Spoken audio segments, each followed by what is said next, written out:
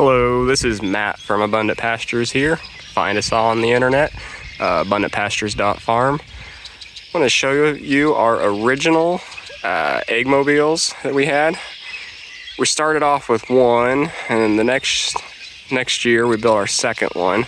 So each of these houses, they're both on trailers, so they're easy to move. So each of these houses can hold 250 laying hens.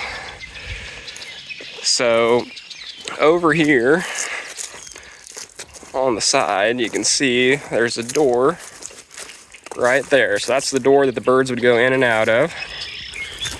And then I'll show you here on the inside of this one.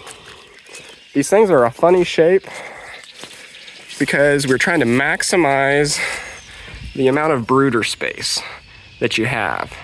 Because the birds they don't eat in here, they don't drink in here. All they need to do is sleep and then lay eggs here in our homemade rollaway nest boxes.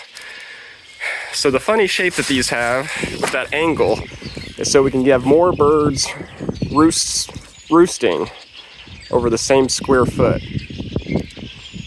So the way these would work is we'd have the birds in there, we'd close them at night, and then 3 times a week we would hook a tractor up, move them to a different area, and then unhook them, let the birds out, and that's where they'd be for a few days.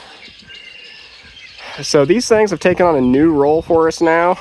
You can kind of see over here, we now have those portable hoop houses that we do our layers in.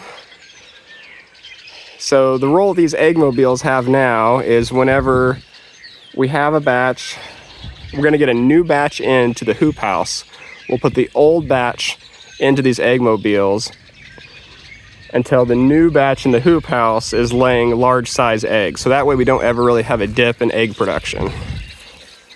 So to kind of compare and contrast the egg mobiles to those hoop houses, what I like about the egg mobiles is how portable they are. I mean, you can only move one of those hoop houses so far in a day. But if we could, you could close up one of these egg mobiles at night and you could drive them a quarter of a mile and then unhook them again. And that was real nice. But the reason we moved over to the hoop houses is these things are terrible for production during the winter. There's no lights, and with not having a bottom, they're real drafty, it's cold in there. We put straw around them, we tried a lot of different things, but man, having those hoop houses where you can have a lot better environment at night, and you can have lights in there for them as well. You get a lot better egg production out of them. Let's see, is that about everything? I think so. If you have any questions, let me know. Have a good one.